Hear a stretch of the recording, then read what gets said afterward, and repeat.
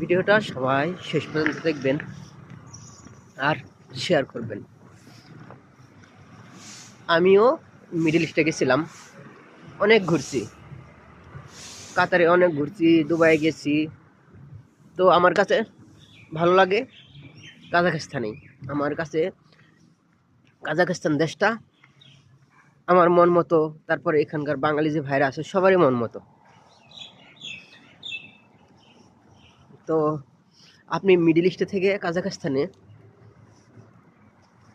অবশ্যই ভালো থাকতে পারবেন।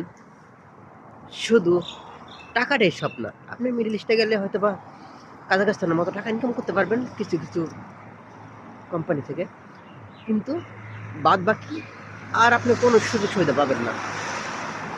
কাজাখস্তানে আপনি নিজের ব্যক্তি স্বাধীনতা পাবেন,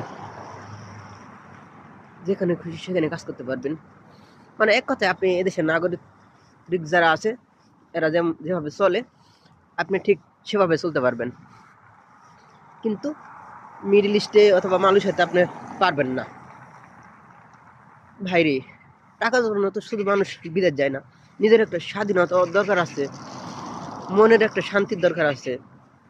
মিডল ইস্টে গিয়ে বন্দি থাকে, বাঙালিরা বন্দি থাকে।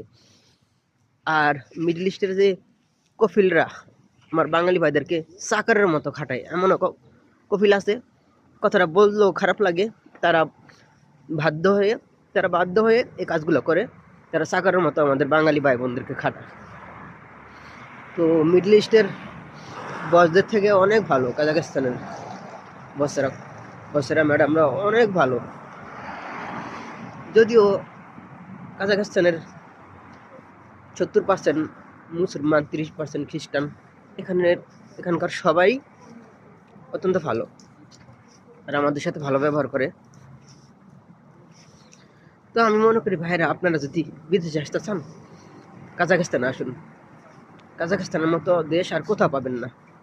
মিডিয়াম একটা বাজেটে কাজাখস্তানে আসতে পারতেছেন, ঝামেলাবিহীন। কোনো আপনার মেডিকেল লাগবে না, ম্যান পাওয়ার লাগবে না, ফিঙ্গার লাগবে না, ওই সমস্ত কোনো ঝামেলাই লাগবে না, খুব সহজে চলে আসতে পারবেন।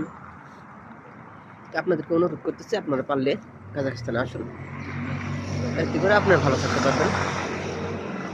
আর আমার ভিডিওটা যে বাইরে দেখেন সবাই শেয়ার করে রাখবেন। আপনাদের কাছে আমার অনুরোধ, আপনারা আপনাদের বিভিন্ন পেজে শেয়ার করবেন, অন্যদেরকে দেখার সুযোগ করে দিবেন। কারণ কাজাখস্তান নিয়ে ভিডিও তেমন নাই।